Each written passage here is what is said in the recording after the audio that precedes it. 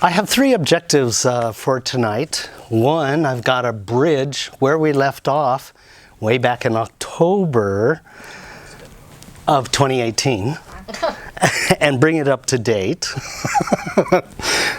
No small task. It's April 16th. And then I've got to bring it forward to all the new material that's kind of dropping in to bring it up to date to right now. And then, so that'll be number 2 or phase 2. And phase 3 is to do the meditation. And I'm really looking forward to that because Moby has brought out the second set of long ambience, and you can get it free on his website. And I just so happen to have downloaded some of those. So we'll be using one of those tonight. So, okay, a lot. We're having meditation. I promise, even if we go late. Wow. I've got to backtrack a little bit because probably all of you probably don't remember all the details of everything we were going through leading up to October. But I want to hit some highlights, and some of those highlights are that we were talking about how, amongst many things, but the Earth was going through some major changes, and Mother Earth had communicated that she would be amplifying the frequencies in all the power spots and more. But not only that, she would be adding in a greater range of the spectrum of frequencies. And so this would have 2 effects on the individual, and one of those effects is that it would kind of amplify all the invitations to do, to act, to get things done. In fact, it would overwhelm you to the point where you found your limits. And once finding those limits, the extra frequencies were there to assist in aiding the bringing out and the transition from the doer to the beer. Because inside of the beer, you get to experience such a larger range of frequencies. And as you allow the moderator of those frequencies to begin to open up and receive those frequencies, then pretty soon it starts to feel, as you get familiar with it and familiar with the transition, it starts to feel like, oh my God, this is blissful, this is beautiful. However, in the amplification of the energies, it amplifies both unconscious and unsorted, dissociated energies, as well as integrated energies. Which means that it tends to stir the pot, especially if we're invested in the doer, not the beer. Because the hallmark of being invested in the beer is to be straight inside of the heart space. And the heart space is more like on a computer, the hard drive, whereas the doer operates on RAM, and you know RAM is very limited. And it slows down the whole programs, all the programs. So we had gone over a lot of material leading up to that point, and I took a avenue, a direction where we were kind of coming from the bottom up, meaning that we went into the separation, where the separation begins in the doer, and the separation begins in the doer from the 7 roots of unconsciousness. And we had gone over those 7 roots of unconsciousness, being that the primal number 1 thread that leads, it's the central thread that leads down into the 6, the other 6. The central thread is guiltiness. And that has an effect of splitting our consciousness and dissociating it. And so it complicates the integrative field, because in the splitting, we get to experience a spectrum of emotions: pain, shame, blame, fear, guilt, grief, anger, rage, and so on. And so I communicated about how the beginnings of guiltiness come from abandonment and betrayal. And so through all of this, I have gone over a number of times of how, when you're looking back to where the abandonment and betrayal comes from, sure, we can go back and find instances in this lifetime, especially in childhood, and we can go back even further into past lives. But ultimately, all of those prepares you for dealing with the biggest one, the biggest split, which is the first split.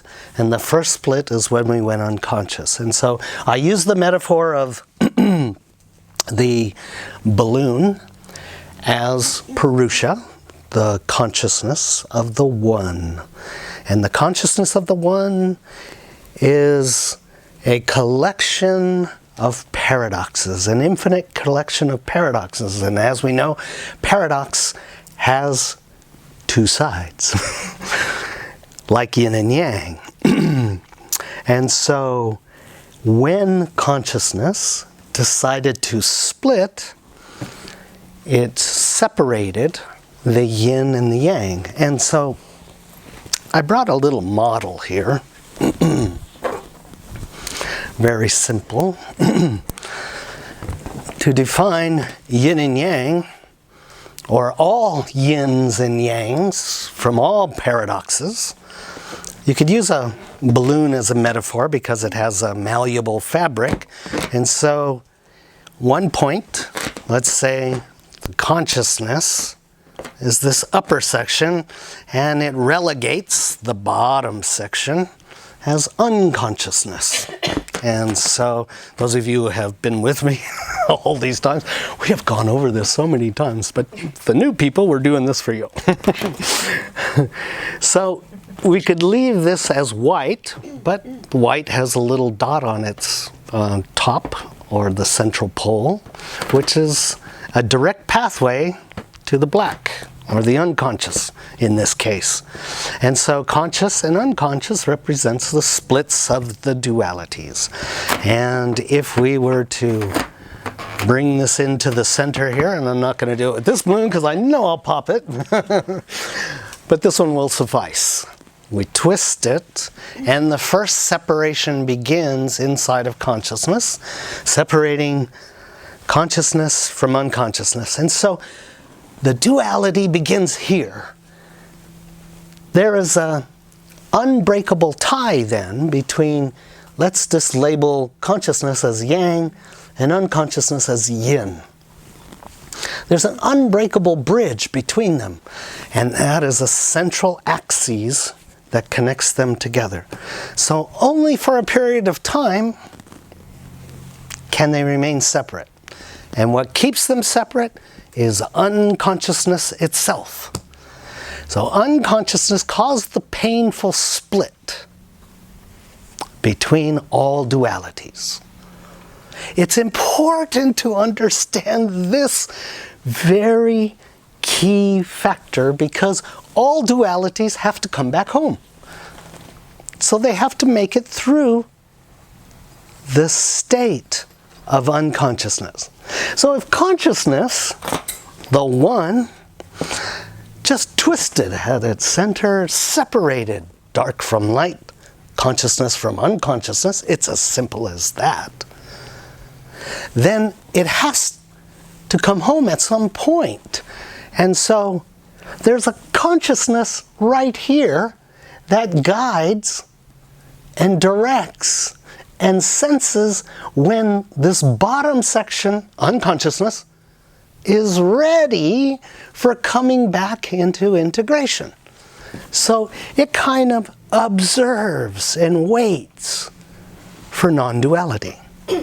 Non-duality is when you see equalness in both polarities, or both dualities. You no longer polarize dualities with good or bad. You simply see they're both needed. One's conscious and one's unconscious. Remembering this part is really important before we go into phase 2, because we're going to go from the top side down. So right now I'm just laying the groundwork for why this is so important. Another reason why it's so important is because if the one consciousness, this is Purusha, the one consciousness, split, then it only twisted reality. Twisted the perspective on reality. Twisted into darkness and separation and contraction. So here, even at the very center point, you have a very impressive and inexplicable quantum agent that's a singularity. It has as much power to project and expand and illuminate at the same time. Hey, Michael, welcome. At the same time, then, at this very point in that singularity, it has the ability to contract everything and fill everything, contract everything. So, we were just talking about the nature of consciousness and how it originally split from consciousness to unconsciousness, and it did it by twisting. It twisted the reality and separated part of itself into unconsciousness, which I could designate as the bottom here, like yin, and the top being conscious as like yang. And so when it split, we felt an enormous pain. And when we look back into the universe over time through astronomy and astrophysics and stuff, it went on for a long time before there were materials necessary to create this form of life. So imagine then, for a long time abiding in nothingness, in the void, contracted, separated, and you have no memory. So you're looking for your parts, except you forgot they're inside you, so you start a journey externally, trying to replace what you feel is missing inside. Okay, so we're laying down this groundwork at the beginning to show that all dualities are split in this perspective, in this reality, and that there is a bridge, an undeniable bridge connecting the two, and we can call that sacred geometry. Because these connections between dualities, like yin and yang, they have an enormous, infinite infrastructure tying them back together so they don't get lost. And they become available when you start to see it, when you start to become aware of it, when you start to cognize.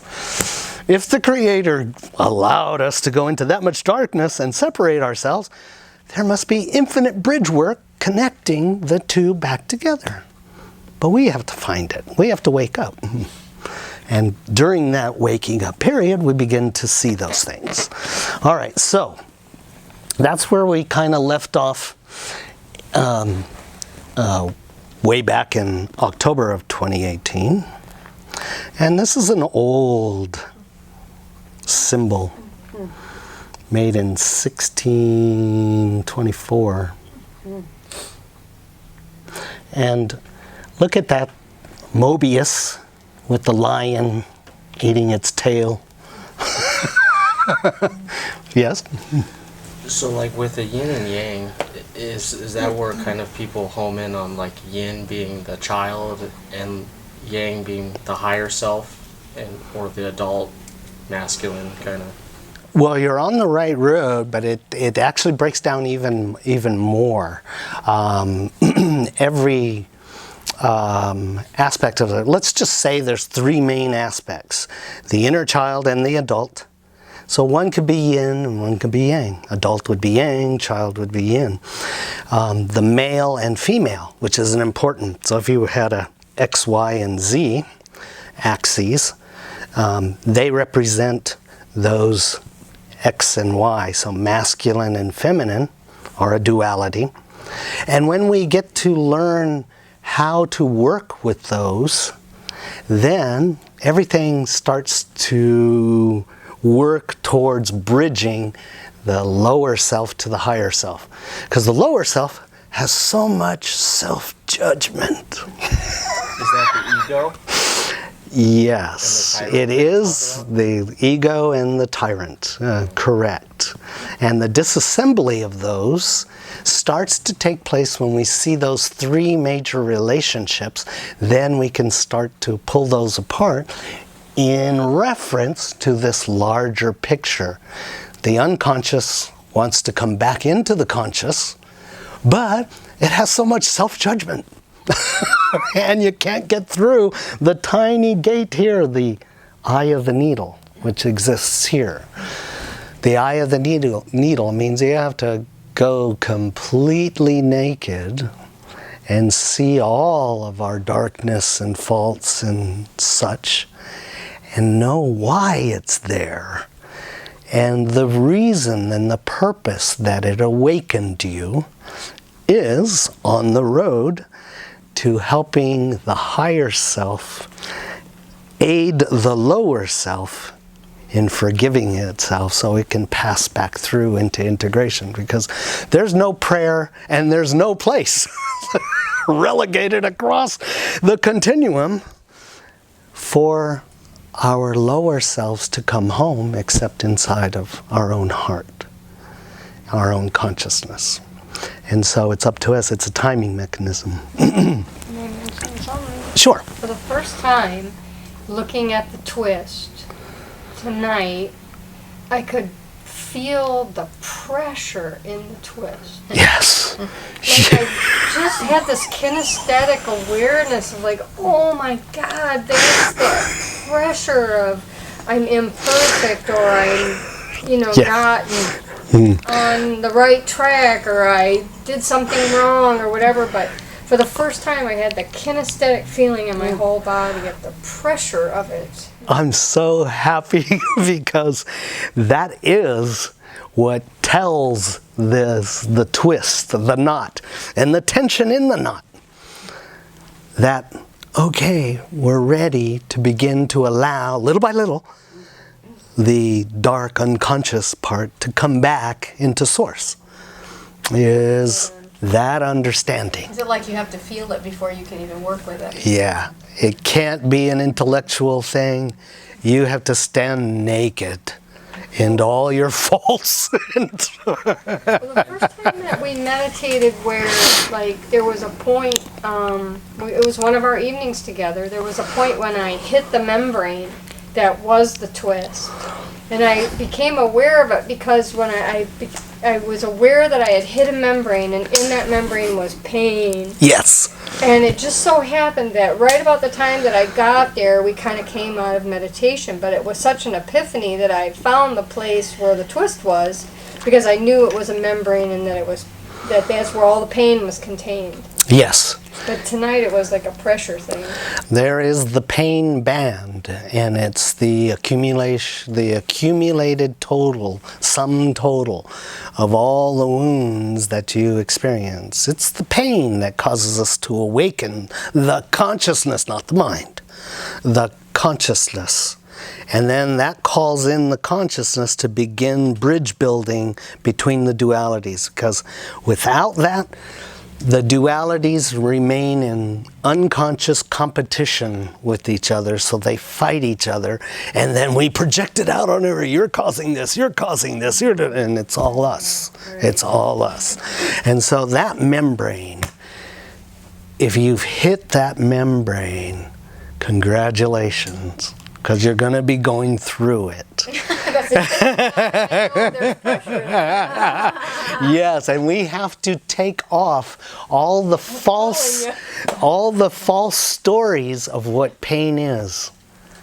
And when you can sit, remember, ultimately you're going to see you're not the body, you're not the mind, you're not the thoughts, you're not the emotions. You're the big screen where all those things happen and all the different differentiations take place. So a lot of teachers, especially in the East, they tell you our job is to be the screen and the filter for your ego, making ever smaller holes so that eventually you can come up against the steel door, i.e. that barrier. And if you have identification with yourself as being the structured self, you're not ready. But if you have identification and you're rooted in the quantum self, you already are beyond that. You're both. And so your passage is guaranteed. Yes. Awesome. Awesome. We're going to be looking at that even more tonight. Thank you for bringing that up. And thank you for bringing that up. All right, so we had also gone over how if this is our being between Purusha and Prakriti, we are the consciousness right here, and we are both darkness and light. And so, good. As I just barely touched the surface of this, I said our consciousness is the screen. Our observer self is the screen. And all the planets, universes, beings, extraterrestrials, and people in the world are all moving on that screen. And our being, if we look at in astronomy, they took pictures of the night sky, and through infrared and ultraviolet, they were actually able to look way back to the beginnings of the Big Bang. And they found the exact location, and so they call the two different expansions of clusters and superclusters of galaxies, the Perseus Pisces and the Laniakea sections. And they look like this bottom section here, well, I'll highlight. And this bottom section here has an origin point, and the explosion went out in two directions. And this really emphasizes that same balloon. If we are Purusha and Prakriti, Prakriti is the void, the unconscious. And inside of the void and the unconscious, like a womb, is the place for creation. So all of the galaxies and such are within that realm. And so it populated inside of that realm, very much like the two balloons that you twist together. So at our center, we exist throughout all of creation. So this was what I was going over leading up to October of 2018.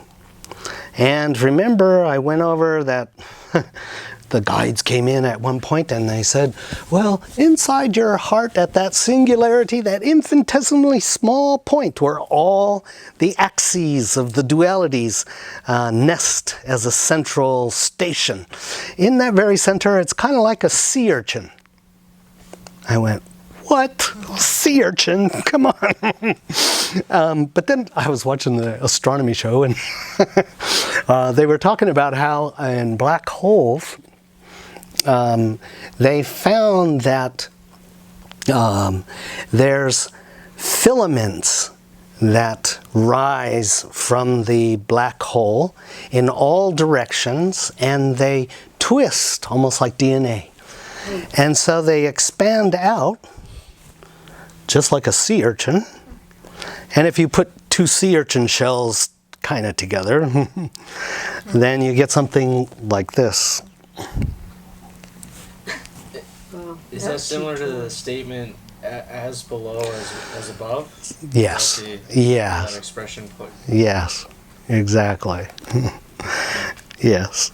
Okay, so, and I went over how there's different toroidal fields that our awareness and consciousness begins to interact with as soon as we work through some of those 7 roots of the unconsciousness. Because the unconscious itself creates kind of a cage to keep you working on your stuff before you go out in the universe and start messing around with planets and stuff, which we've done. So it kind of looks like this. There's many different bands of the field of consciousness. So this is kind of like the observer at different levels, or the quantum navigator at different levels, or your higher self at different levels. But as you come into the center, this is the axial point between the two. The grand central station of all dualities marks the very eye of the needle and the threshold that bridges all the realities. And so,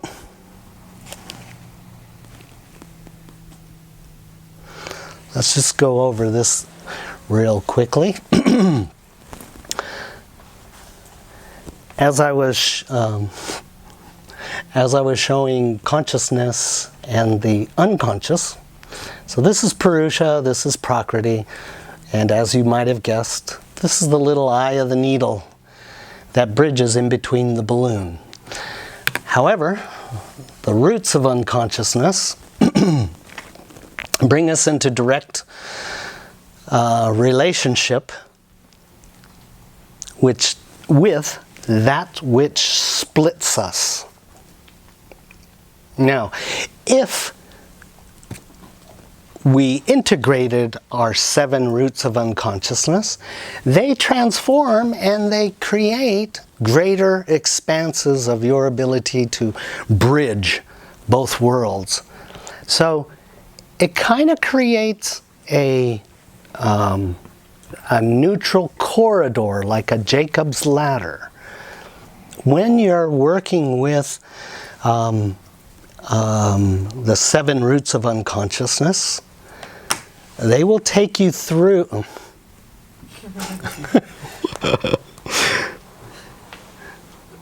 They will take you through the surface emotions: pain, shame, blame, fear, guilt, grief, anger, and so on, until you're starting to get ready to work on the actual main roots. So before you get to the roots, there is the auspicious rage band. Is that the reactionary? Yeah, it's reactionary. Sometimes if people find out the truth, and it leads them to more escapism. So Well, rage, if used properly, if you're flagging, if you're experiencing rage, it is a good litmus. I need to pay attention. What is causing this rage?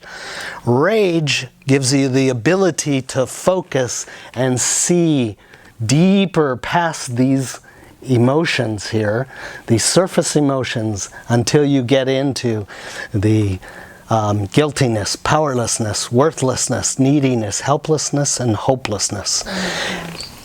So, rage is like a leverage bar to help you lift off the very surfaced emotions to begin to get to these 7. Now,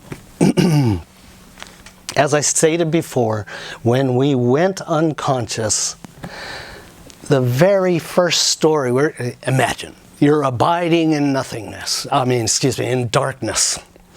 And you're experiencing contractedness, coldness. You don't have arms and legs. They weren't made yet. They're due in about 1 billion years. So you're hanging around in the void. And you can't go anywhere.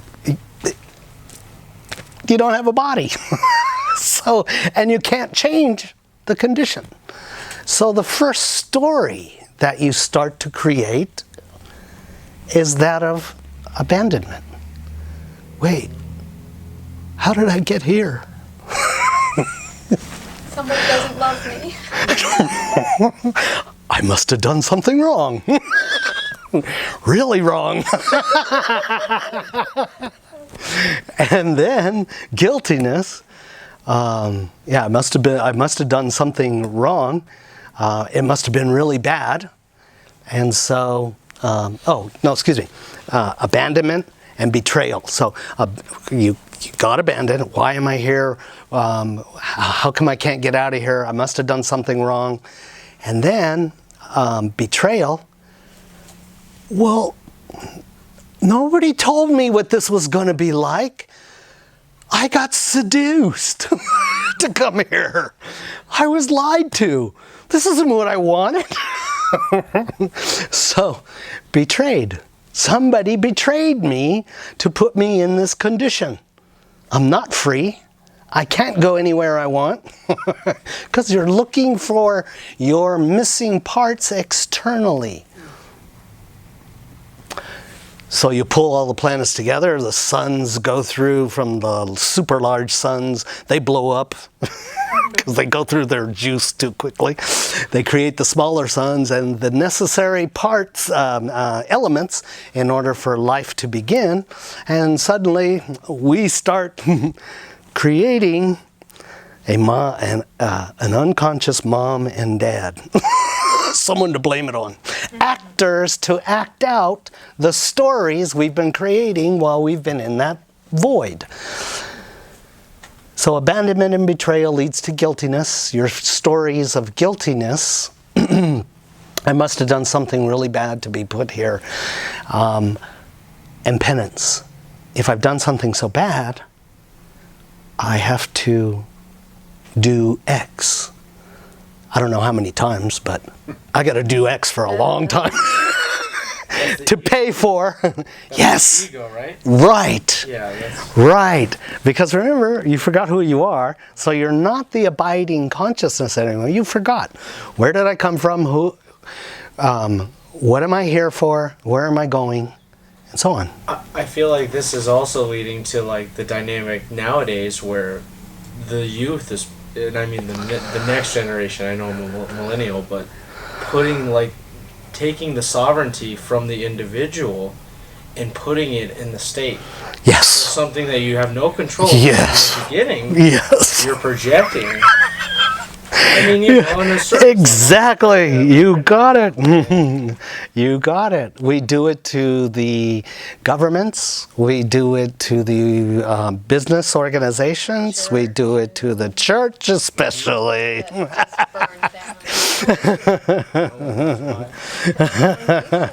Religion really on this yes. planet Yes. is that sense of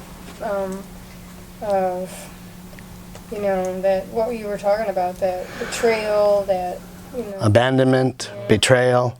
Yeah. And even when we look at ETs, they're supposed to save us.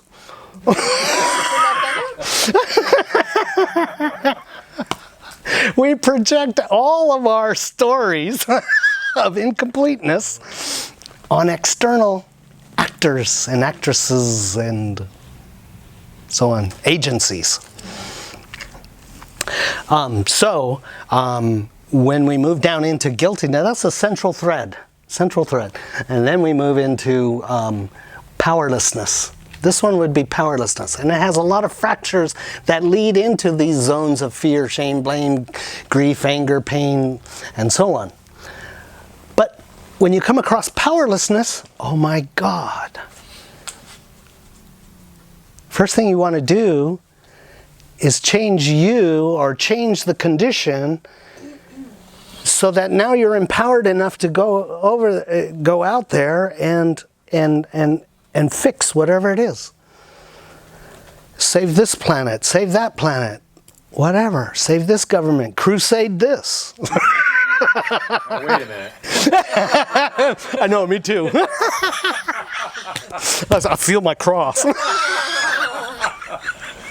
Tried that, it don't work.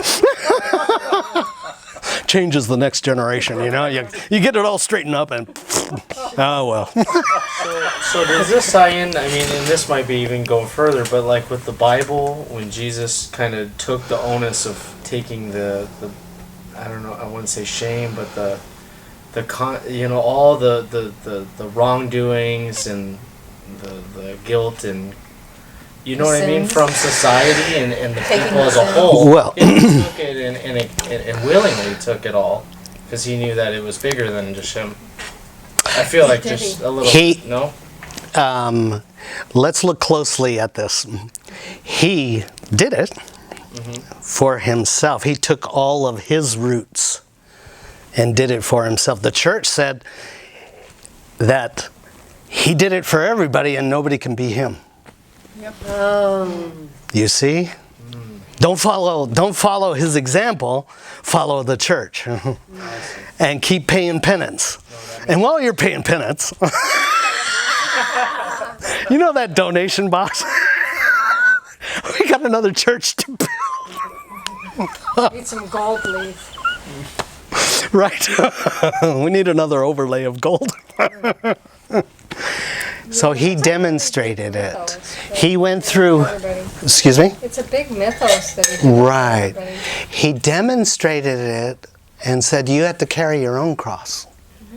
Right. You have to, and I did a session in here that goes into the crucifixion of yourself with all your wounds coming back to you.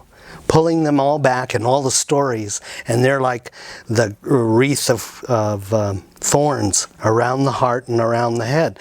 But as you're on the cross, not running from the stories and the experiences. I talked about how my Waterloo moment as a child was when my father at 5 years old completely rendered my brother and I just down to our underpants and beat us silly and said, you don't want to live under my rules, get the hell out of my house. And so I had to go back over time. That was the greatest gift because that's my crucifixion. To sit on the cross, not running, and pull every emotion through consciousness back. All the immature stories I created from that, I'm not loved, I'm not worthy, I'm not. No. He ended me looking for it externally and forced me to take my own power. I'm not saying what he did was beautiful. I don't recommend it to your own kids. But if you use it like this, then you start pulling up all of the powerlessness. I'm powerless to change what happened at that time. It will live forever, but it is my cradle, and my cradle disappears the moment I accept my powerlessness. Instead of trying to change him, instead of trying to change the conditions that I experienced, rather than run, I reinterpret and take ownership. Oh, I made this story. Oh, I made that story. Yeah, the pain hurt, but what was I really looking for?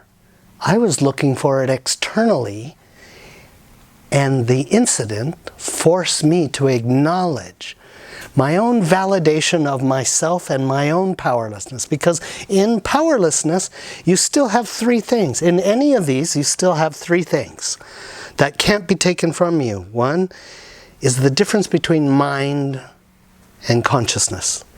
Consciousness cannot be taken from you. Consciousness will take you way beyond and answer all the things. If you're ready to listen, it'll answer all your questions. You have an undeniable link with your source, that is consciousness. Two, the ability to focus and pay attention. You have the ability to be distracted, so you have the choice of maintaining your focus. For me, in that moment of accepting all my wounds and stories back, I processed them in the moment, so I kept my focus on that. And it led to the consciousness. The consciousness started at, well, let's look at it a little differently, son. And then the last part is you have the power to communicate your needs, your boundaries, your equality in the moment with any given situation. Doesn't mean somebody can do anything, more powerful or, can usurp whatever, but if you stick to those three, your power increases. Because you're not running and you're not splitting anymore. So you're creating the very point inside of you to bring these parts home, and that changes the external reality. Otherwise, if you remain split and dissociated here by not finishing your story, it will always reflect that out there. So for me, when I did it, the whole room started my father turned into the universe. The whole room just dissipated, and I went, oh my God, I'm this? So it changed it from a root of darkness to now these seven. When you follow that track, these seven become like the menorah. They become lighted because now you have consciousness. You've changed the root of darkness to the branch of consciousness. So now you're integrating this world with this world. You're no longer... See, if we stay dissociated, then that means we're rooting down here in unconsciousness. Can't go through the door, except for a quick visit. So is consciousness more so the understanding that you're coming into a mortal world where there's a lot of realities going on simultaneously that are outside of your control, or is it rising to like the higher calling, and if we're all connected to the one source, is it rising to that occasion and living from your higher self than the ego? Well, it's living both, because let's say that second part you described, which is really beautiful, let's say that's extraordinary, but we also have ordinary. So our ego and our lower self and all of our unfinished stories, they are just as sacred because they train us and they change us, they change those conditions into trophies when we're ready. So they are golden, they are gold left unmined. And they're just as equal. So in your case, from a child, you took shortcomings and ways of feeling like a victim into your own empowerment. Yes, exactly.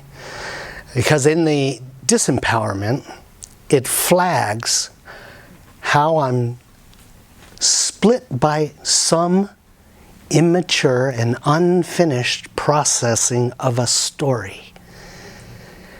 The consciousness, the Creator's consciousness wants you to complete your processing so that you stand ready to embrace all of the dark world and all of the lighted world. Remember in the biblical stories, after the crucifixion, it was said that he went into hell to minister.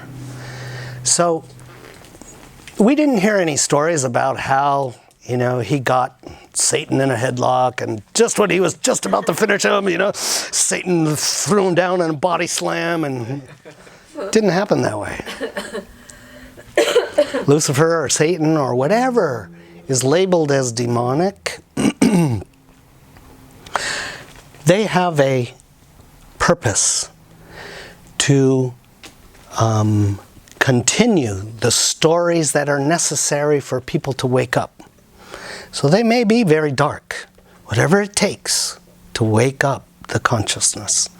So when Christ was down there, he knew that agency had its purpose, so he had no inkling to change it, to fight it, and he knew there's nowhere to throw it.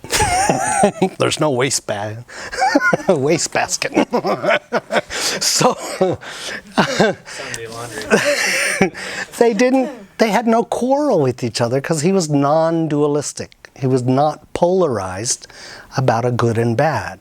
He saw that his only purpose was not to change, but to help the consciousness that are locked in their own suffering, and the refusal to work through those immature stories that have yet to be processed fully. That's where we get stuck. And that's where it leads into like soul retrieval, where people get so caught up in past traumas that they lose that part, or... Yes, you're on the track there. A lot of times they'll circumvent because the incident was so painful that it renders them too naked, too vulnerable, too powerless, too worthless, too needy, helpless, and hopeless. So they don't want to go there. But if they understood the dynamic, that if you process it, suddenly it flips and you become empowered from not running because you're willing to accept these these 6 are important to get before we can work on the last one, which is nothingness. And who hates nothingness the worst? The ego and the tyrant, the inner tyrant. They can't stand to be nothing. Yet all of these teach you that you are already everything. They prepare you for nothingness. Then you can take the onslaught of the dissolution, of the management of this facility by the ego and by the inner tyrant. And that's where we're getting to. That's what we want to disassemble. All the false notions and stories and inklings that are unconscious that keep us on the hamster wheel of duty, obligation, and self-sacrifice. That ensures we don't get there to empowerment. Because it's a distraction. Yes. An endless wheel. Very good conversation. That consciousness came and told me about the urchin and how there's these tiny filaments that lead out to all the different layers of the torus. And they create all the windows that you see of all the different conditions in your reality. And so, I know it's a little hard to read here, but again, if we put the circles here, this is the expansive and integrative. Here's the central point, the little twist in the balloon and the singularity at the center of the heart. Oops. And that's unconditional love. Yes, but Sacred geometry. Unconditional love from non-dualistic and compassionate appreciation and understanding. Yeah. So it's a very conscious love. And there's all the bridge work to all the dualities. I literally could draw them to each of these, and that wouldn't be enough. All right.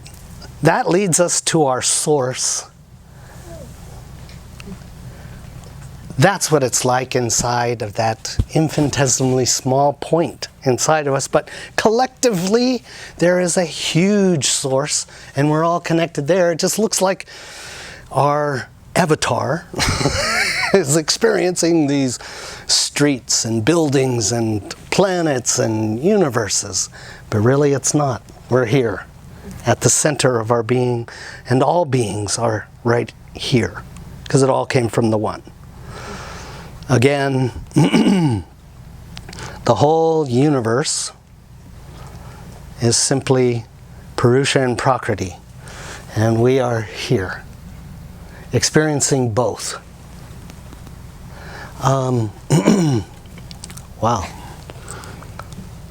I wanted to read you something that was... I've talked so much about the fugue and the crucible, about how important it is in the experience of the fugue and the crucible. The fugue is kind of like experiencing, and you have no control over when it hits, but it's like experiencing that you're in a void, in darkness, in such a state of contractedness, and there's almost like no ground, and there's no cardinal points for direction. So it's almost like something hit you, it's overtaken you, you're subsumed within it, and you're lost. You have no direction. And during the course of that, of course, all of your fears start coming up, and that is the crucible. Because the crucible comes and has you experience your 7 roots of unconsciousness. And you go through your 7 roots of unconsciousness until you've completed processing each of those immature stories about those avenues of dissociation, those cracks, fractures and fissures within the self. So, I'm going to read, boy, I don't know what's going on with this thing. This is, this friend of mine posted this just the other day, and I went, oh my God, that is so good. There was once a group of women studying the book of Malachi in the Old Testament. As they were studying chapter 3, they came across verse 3, which says, "He will sit as a refiner and purifier of silver." This verse puzzled the women, and they wondered what this statement meant about the character and nature of God. One of the women offered to find out about the process of refining silver and get back to the group at their next Bible study. That next week, this woman called up a silversmith and made an appointment to watch him at work. She didn't mention anything about the reason for her interest beyond her curiosity about the process of refining silver. As she watched the silversmithing, he held a piece of silver over the fire and let it heat up. He explained that in refining silver, one needs to hold the silver in the middle of the fire where the flames were the hottest as to burn away all the impurities. The woman thought about God holding us in such a hot spot. Then she thought again about the verse that he sits as a refiner and purifier of silver. She asked the silversmith if that was true, that he had to sit there in front of the fire the whole time the silver was being refined. The man answered yes, and explained that he not only had to sit there holding the silver, but he had to keep his eyes on the silver the entire time that it was in the fire. If the silver was left even a moment too long in the flames, it would be damaged. The woman was silent for a moment, then she asked the silversmith, "How do you know when the silver is fully refined?" He smiled at her and answered, "Oh, that's easy. When I see my image in it." Oh, man. Holy moly! Wow. And that portends to us seeing just as much seeing ourself as source seeing through us, as it clears away that impurities through the fugue and through the crucible experience. All right, so all of that, where I was leading you guys in October of 2018, was up to the point where we can now begin to talk about some of the real true masters in this world that I feel are just, they see clearly. And Sri Ramana Maharshi As he says here, all these universes, humans, objects, thoughts, and events are merely pictures moving on the screen of pure consciousness. This ego, which rises in the form of I am the body, is a formless, imaginary, and empty ghost-like appearance having no real existence. And one more. If you consider yourself as the body, the world appears to be external. If you are the self, the world appears as Brahman. What's the name again? S.R.I. Ramana? Ramana Maharshi. Maharishi? I think it's Maharshi. Yeah, either. M-A-H-A-R-S-H-I.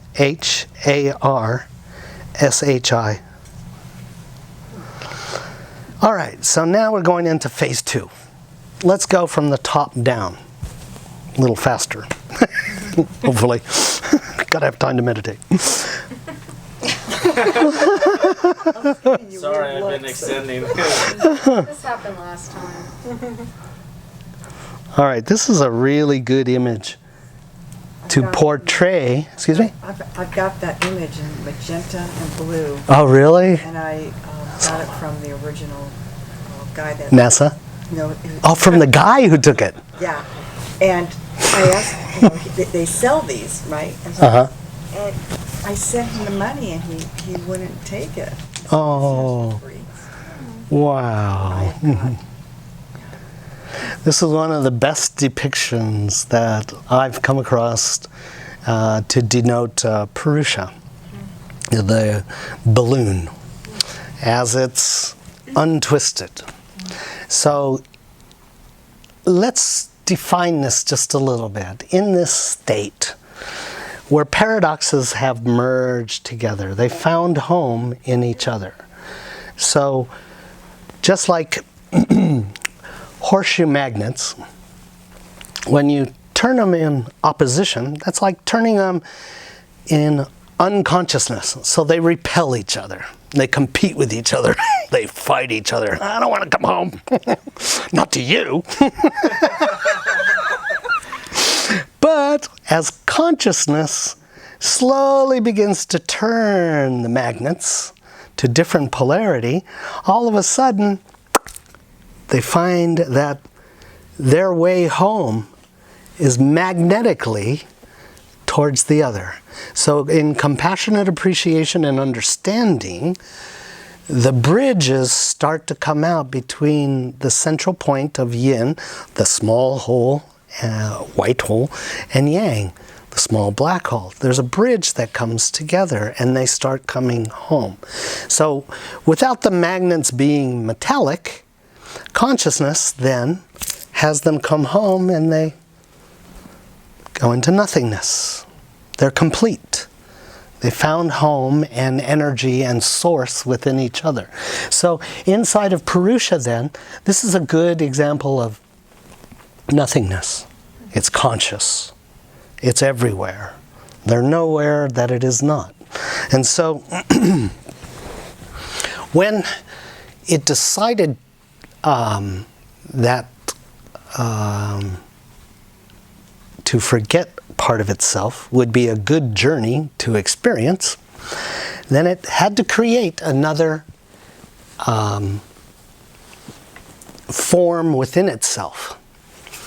And in that form, because it's all conscious, it just simply asked part of itself to go to sleep. So now there's a container, a respite where creation can take place, something different can take place. Something external and material can take place. And so I use this. So Purusha decides to create a space where unconsciousness can exist, and unconsciousness needs materiality, separation, in order to go through experience and evolve the consciousness until it reawakens. And so in sacred geometry, there is a metaphor that happens every morning that symbolizes this first movement, the movement of consciousness entering into the void. And that's very simply like in some places on the world, you'll notice power spots will have a special room or a cave that faces the rising sun. And so it captures the very first ray coming over the edge of the earth, and that first ray hits the back wall. And so it starts off as a very tiny point, and then its circumference begins to increase.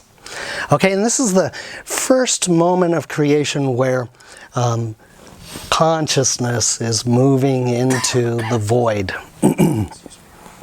So in the sacred geometry context, we all know that just entering into the womb is not creation.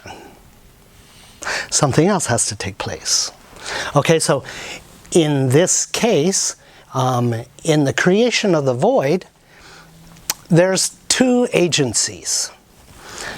One agency that came first was primal consciousness. Primal unconsciousness.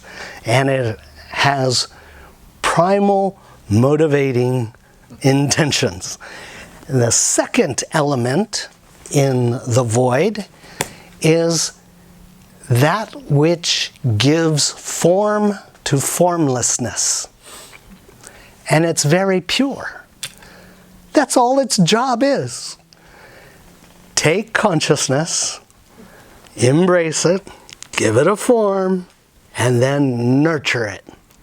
So we have two consciousness in the void, two different elements. But even in Purusha, there's two elements. First, you have the light that enters into creation. And then you have the animating agency. That animating agency is represented by the spiral. And that is an animus, an animating factor. Okay, so we have consciousness, and we have the animating factor entering into the void, and the void, oh boy, ちょっと待って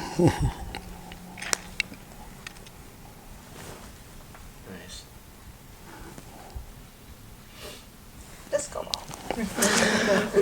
Disco ball. when the light entered into the void, it first entered unfractured, so to speak. It created the house to hold the consciousness. And that house was crystalline clear, unfractured. And just like you see here, if you look at when you take consciousness out or have it go to sleep and allow it to become crystalline clear, everything, it reflects everything around it except upside down. Kind of says a lot about our world. And when that consciousness came into the that sphere, that crystalline sphere, it was all one and whole. Then,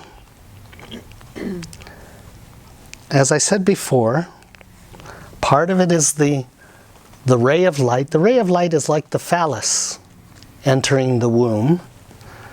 And then, when the spiral energy came in, that spiral and unconscious mixing together fractured the entire hologram into infinite fractals. So at that moment of insemination, i.e. Big Bang, at the moment of insemination, the crystalline sphere of the one fractured into infinite holograms and fractals, all with the spiral and the ray. In addition, the womb created the house and unconscious intentions, i.e. ego, personality, and history. So the moment of insemination, all the fractals fractured, the one fractured. So it began a search looking for itself and divided itself. At the same moment that all this fractured, it also was responsible for creating the, if we go down to the very center point of this, things that are solid, liquid, gases, astral, plasma, etheric, voidness, and consciousness. That's all that crystal ball. That's all in that crystalline structure of unconsciousness. So the agency of unconsciousness, or levels of consciousness, had to disseminate itself into all of these, which means consciousness is overseeing all of these, acting out solid, liquid, gaseous, plasma. So are you. Yes? I just, when you said this and I'm looking at this, I'm feeling happiness. Yes. Feeling good. Because you can see your home. We don't need to go anywhere. We are everywhere. And when we start to see it, we can start to coddle it and steward it and nurture it. I am all this. That's the purpose of all of this tonight. So, Can I ask? yes, Regarding the fracture, yes. I just want to be clear. My understanding is the fracture was internal, not external, because there's nothing outside. Right. Yeah. Right, but then it has to disseminate into physical-like Yeah. things.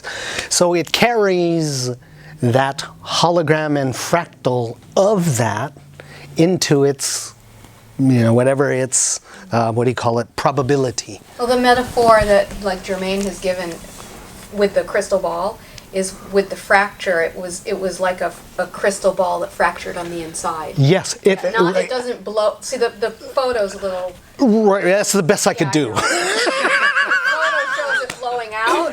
It's not blowing out, it's just fracturing. Yes, It's just, internally. right, Yeah. right. Sorry, Good point, clear point. No, because people are visual and Yeah. are going to see it and think it's There's no real explosion. right. It's unconsciousness causes separation. So from the one, then, all of a sudden we're dividing ourself into operating ourself, our avatar, from all these different levels. And so, remember the fractal, mirror within a mirror, I'm using that to represent this, which also represents all these circles here. I'm taking them out and moving them to the side, solid, liquid, gases, astral, plasma, void, etheric, and consciousness. And then giving them sacred geometry structure. All right? So with the sacred geometry structure, then, we can start to see also that inside of our chakras even, the fracture exists. The 7 roots of unconsciousness are in our chakras too. No worries, because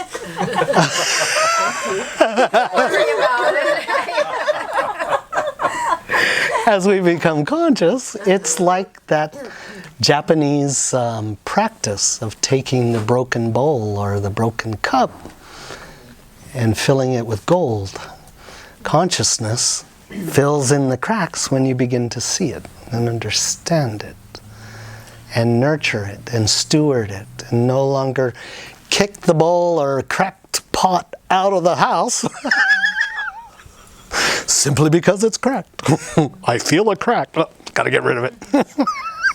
So does karma play anything into this as far as like when, you know, if you believe in past life and you know, karmic debt, do you think when you're born into culture, you know, whatever culture that may be, you know, America's best case, authoritarian might be the opposite end of the spectrum, do you think that's related to past life and karmic debt as far as There's an element. that we're all living, you know?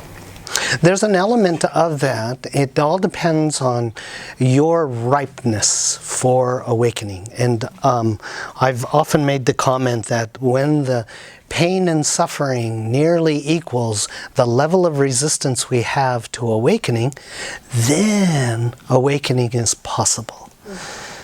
Okay? Otherwise, it's the job of Prakriti, or the void, and those agencies to keep replaying the issue over and over and over again until we can begin to, yes. When it begins to click, that's the end. Because you're waking up.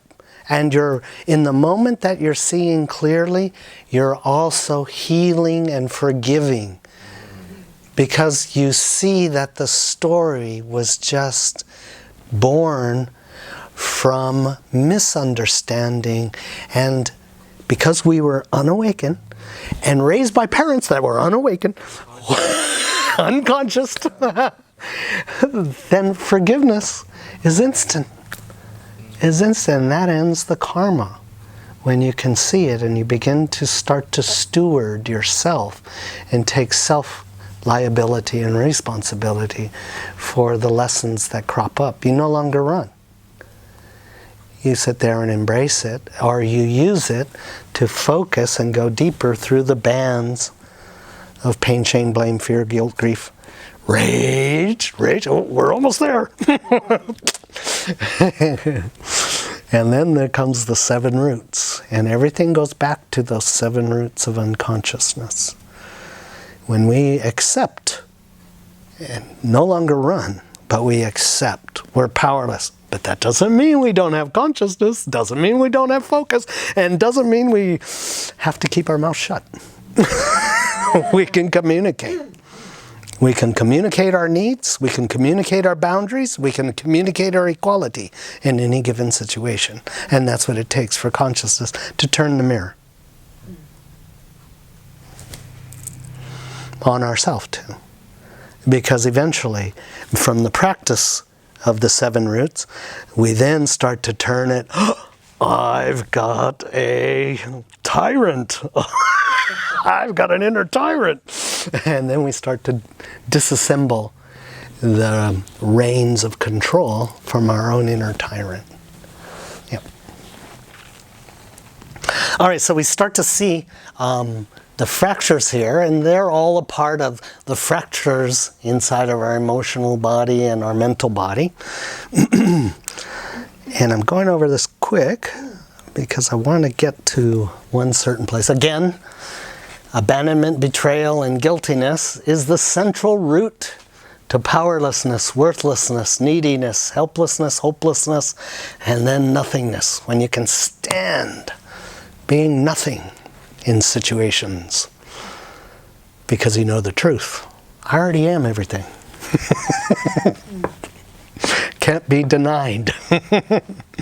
Then all of these, which were roots, become like the menorah, lighted, because you can pull your root up. You can transform your root through your consciousness. And that's what you need to do to take it through the eye of the needle and sit in the throne right here. Yes. Yes.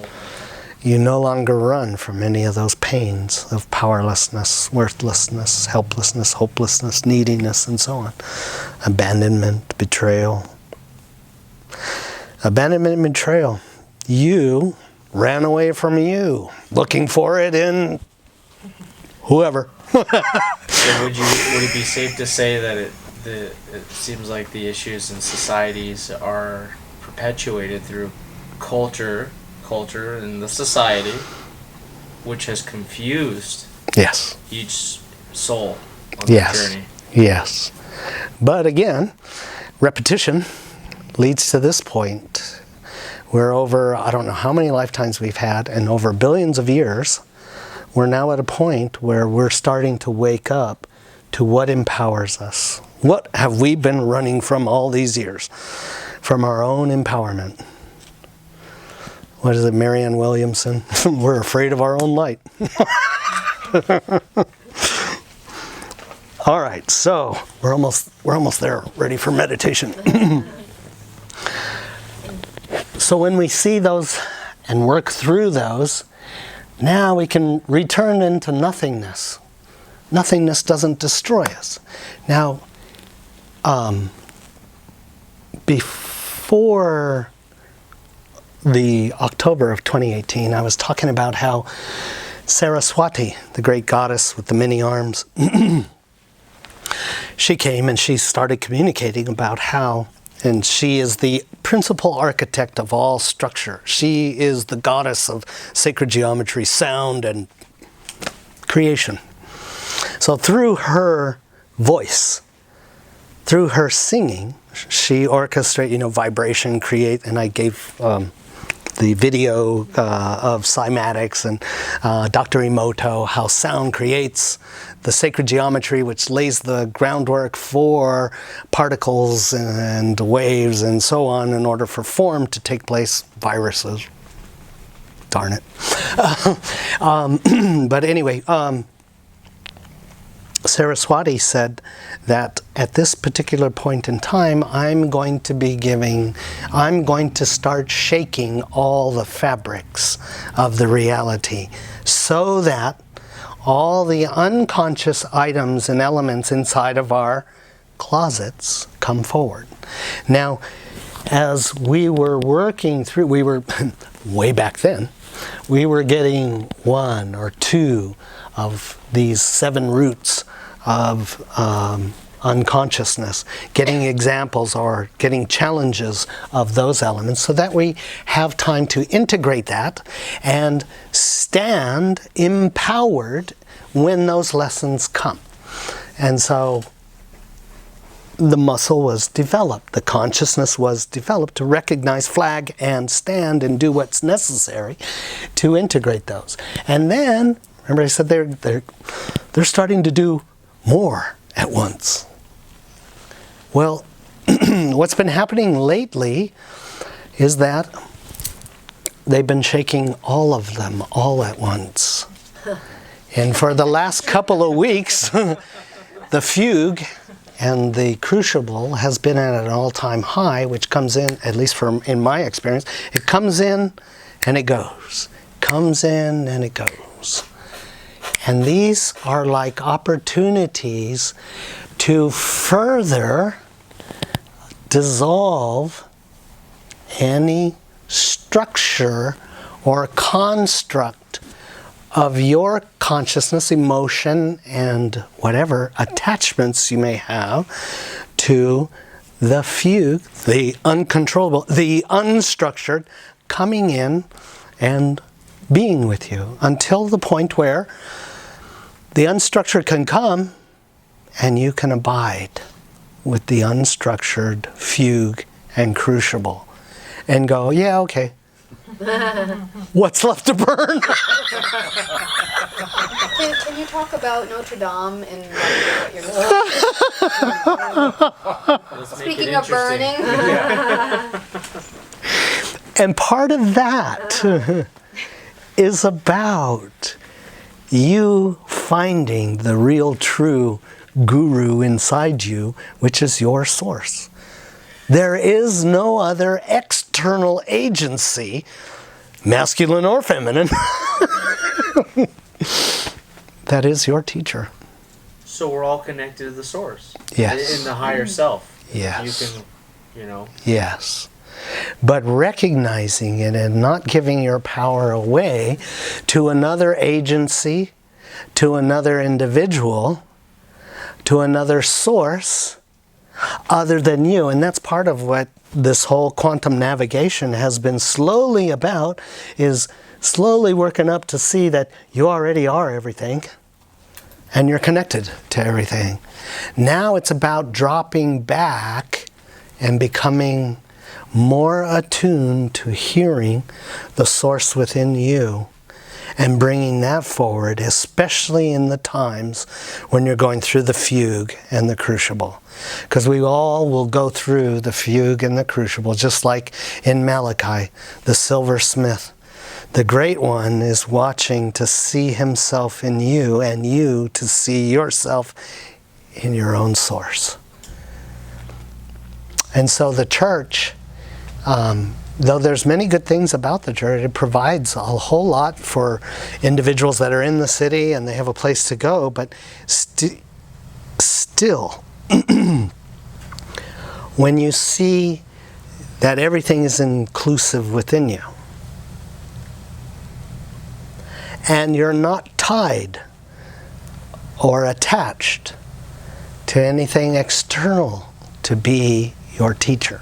Yes, Source can use anyone around you and anything around you to teach to you, and that's what it's all about. But all of this is about retracting, surrendering into a deeper understanding and a deeper abidance into your source, your guru that is inside of you and cannot be taken away from you. You can be distracted from it, and that's what a lot of external things do. They distract you from what you're getting from your own source. And especially what's coming up. I think what's coming up is going to put many through the test of going through these and finding their way here, back into nothingness. It's about dissolving all attachment. And when you dissolve all attachment, then you're free to be anywhere.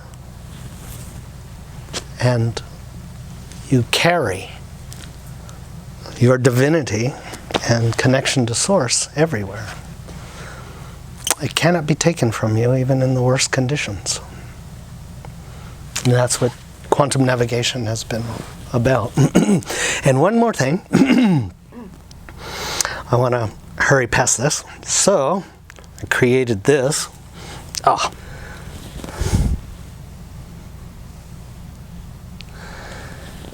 There's 7 roots, and they fracture through all the levels. So, it shattered. Unconsciousness shattered the hologram, shattered the fractal of unity.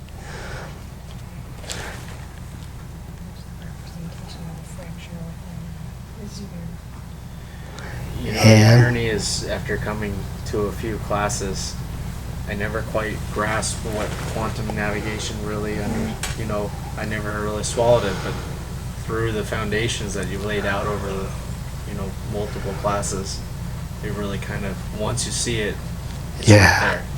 It puts it all back in you. That's true. You have to be in a place to be able to see it, so you've gotten yourself to that place. That's awesome.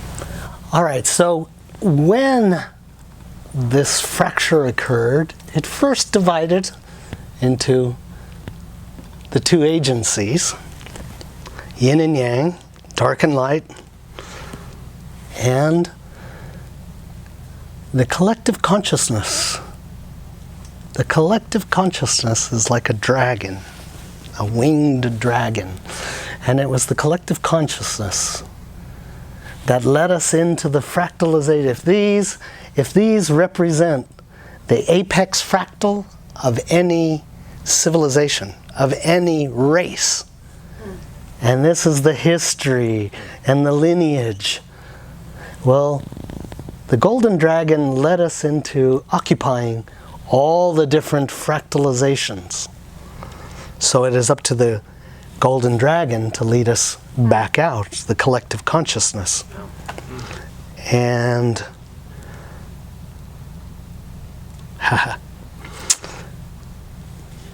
that also occurred for all the different externalized species on this planet and out in the galaxy. We occupied every one of those. If this is the apex fractal of the Vegans and all their history and lineage, we occupy that. You occupy that. Orions, Lyrans, Pleiadians, when are they all going to get together? I think that's coming soon. So that reminds me of Edgar Casey, or the Silent Prophet, where you have people that have past, visions of things that have happened before them that they have no knowledge of, but it's almost like a download. Yes, and in the last 13,000 years, or somewhere in and around there, the Earth was at a much higher level of integration. And during that period, all of these beings were here on the planet, and they shared their collective consciousness and their beingness with each other. We remember that, and we're going to start missing that because we're ready to now feel their absence, feel their connection, and feel their absence. Their presence are making themselves known for all those that are channeling. More and more of these beings are starting to come forward because they are you. And they want to come home. They want to come home to your memory. Humans are going to be hybridizing, melting pot.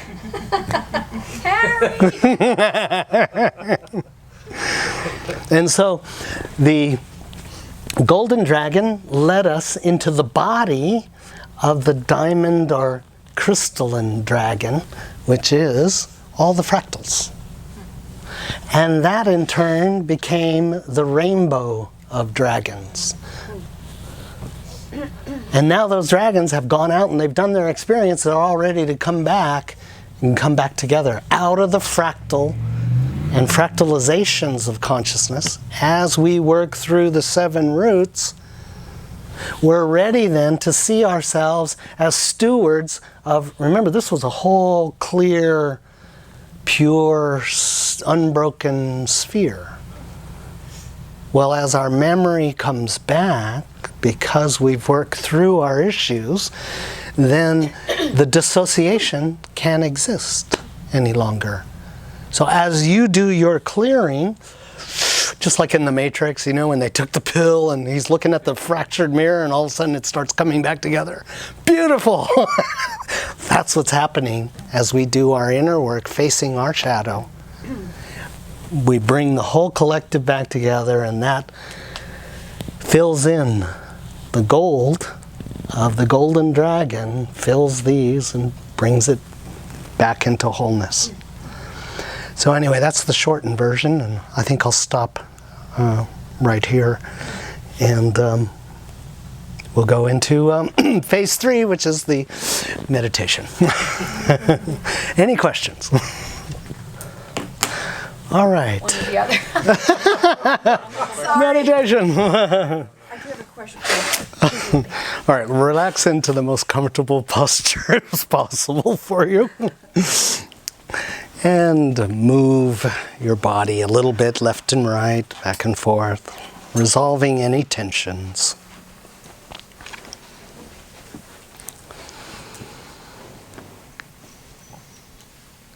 Slowly letting go of the here and now, beginning to draw your awareness and attention deeper into the breathing, the rhythmic, deep breathing.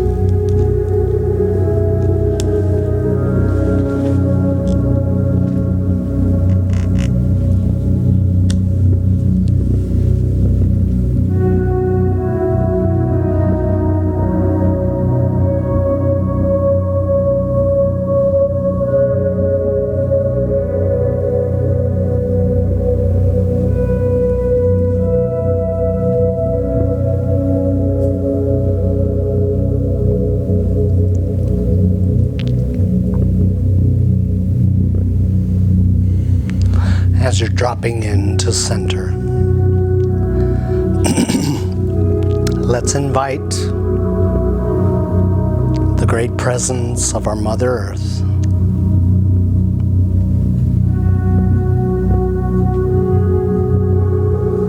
And notice as her energy rises up,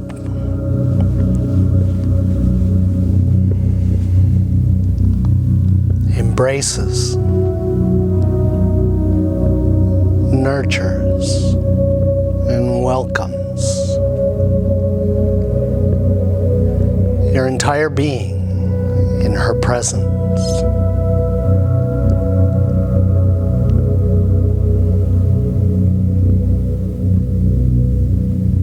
Allow the windows in the feelings and the heart, emotional body, to welcome more of her pure, unconditional, golden liquid light.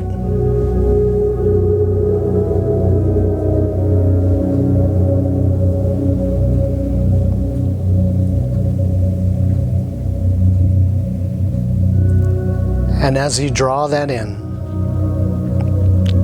allow her energy, consciousness, and essence to dissolve all separation and boundary.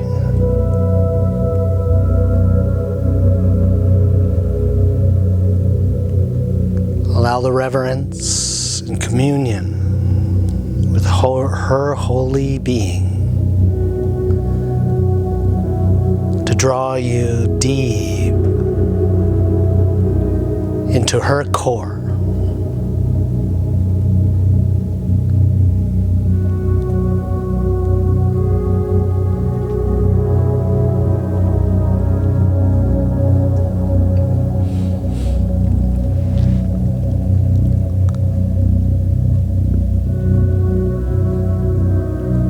And as you enter her core, notice the magnification of the purity, radiance, vulnerability, communion.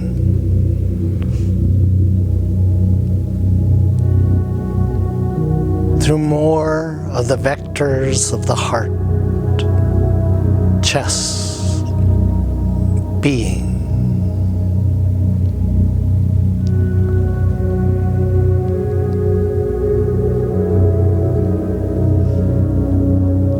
Draw that essence.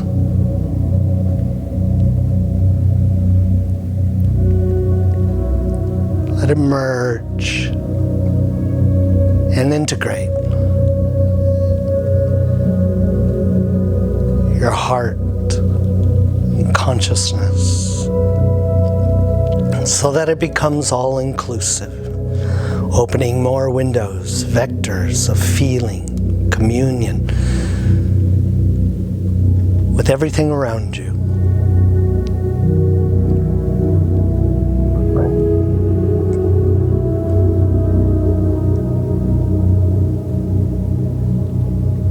Little by little, the circumference of your sensing,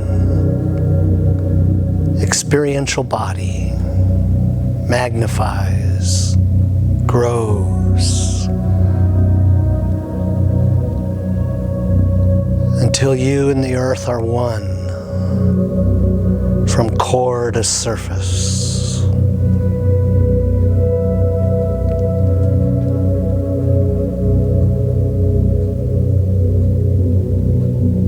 All the minerals, plants, beings, elements, nature, clouds, air,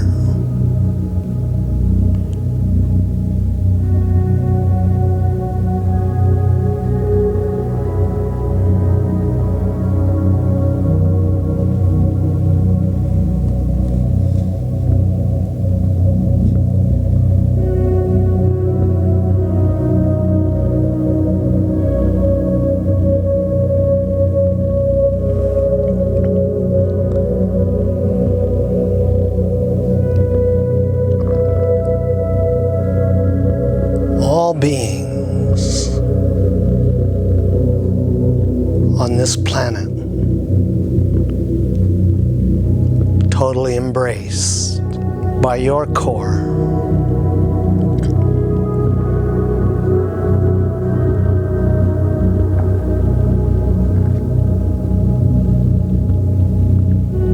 And the expansion continues, reaching out to the sun.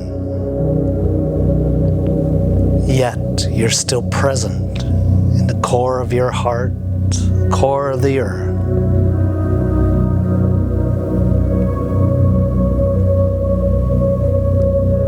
But now the arms of your heart reach fully around the sun.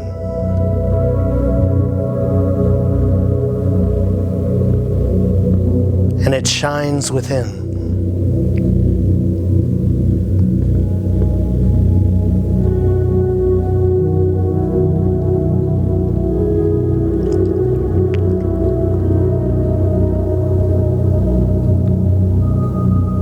Allow the vulnerability to magnify the communion between your heart and sun.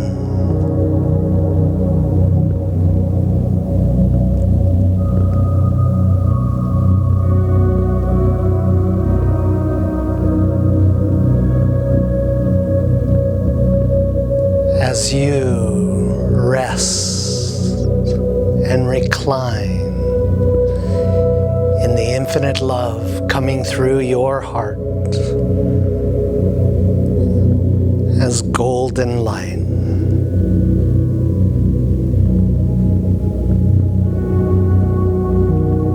You are the bridge from the Great Mother's heart to the sun.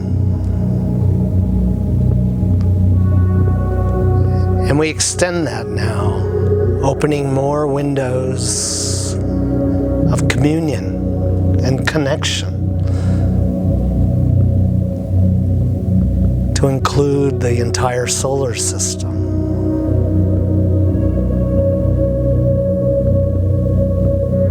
All within.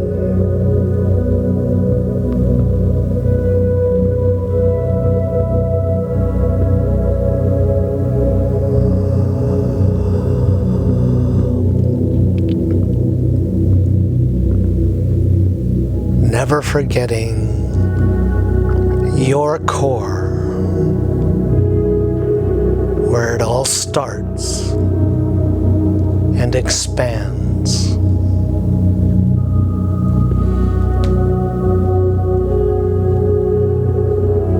From the solar system, we make a direct path to the heart of the galaxy.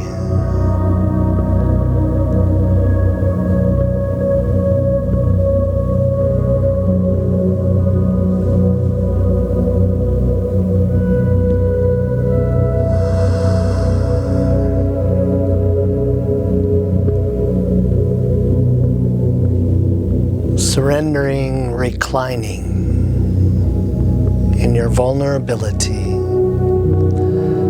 of the communion, connection,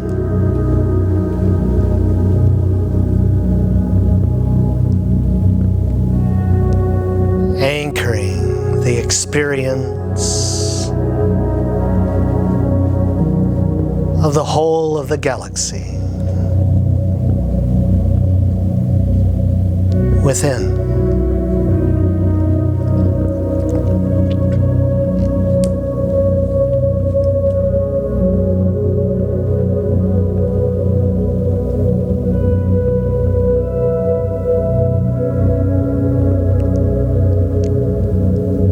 Allowing that to settle, stabilize. We open yet further to the center point where it all began. That anchors all the superclusters.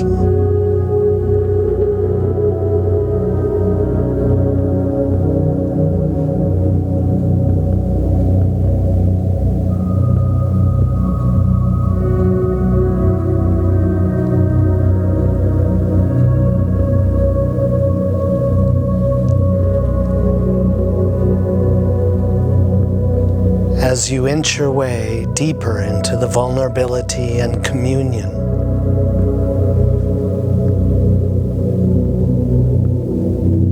Let all the windows connected to your heart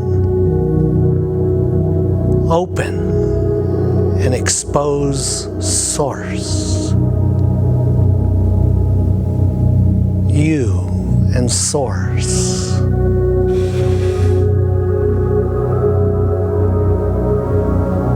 Dissolving the boundaries, the obscurations, the dissociation as you steward all your dualities to center, Source. Here is your infinite well of conscious compassion.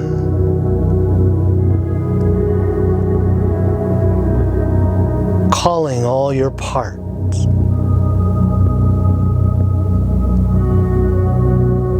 to open the windows of all your fragmentations,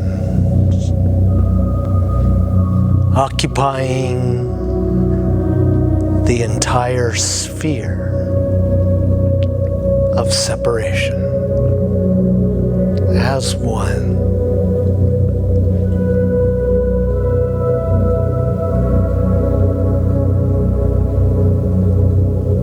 Let your vulnerability penetrate all the permutations, all the fractures, all the fractals,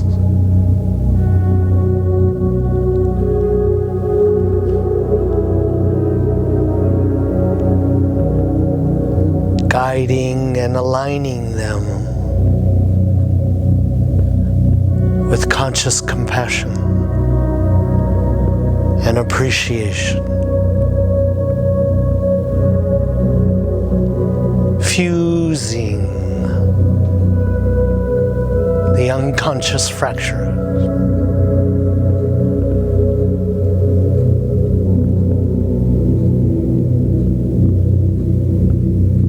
to, in this moment,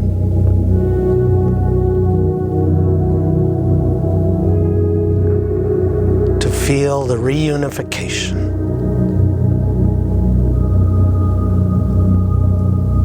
as much as appropriate, and breathe.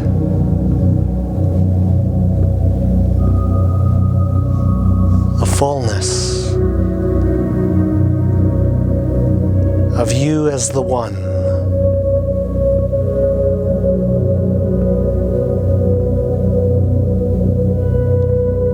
Reflected in all the fractals.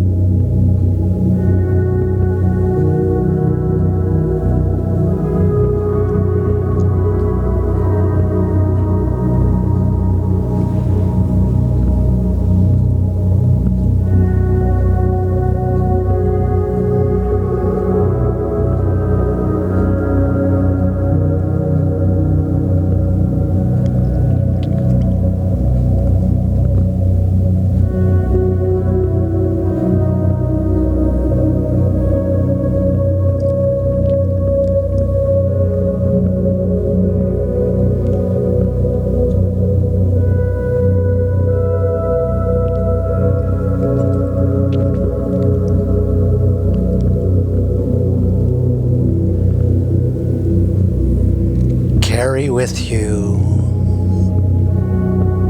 the experience of standing at every fissure and fracture of all the fractals with your conscious compassion, reforging the crystal, the diamond of the one and the many.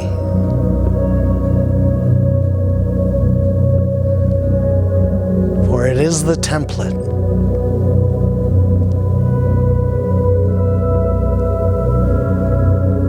that triggers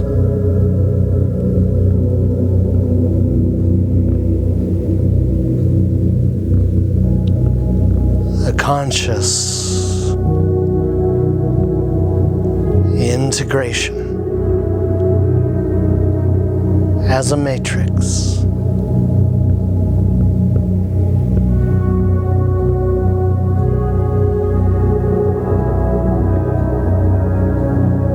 And bring that with you.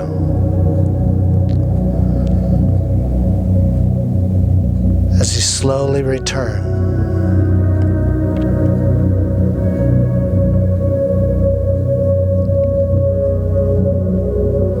to the center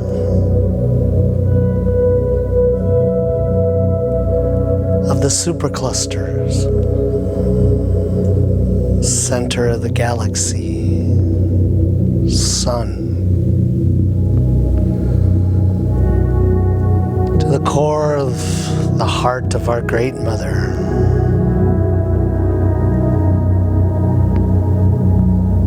and slowly back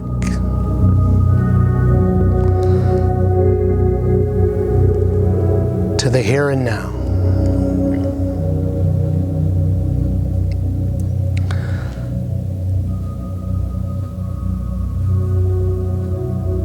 Bringing that conscious compassion and appreciation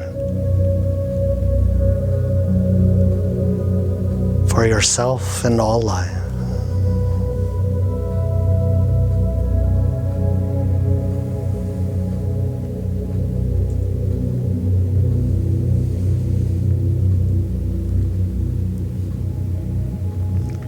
And in your own time, you can return to the here and now.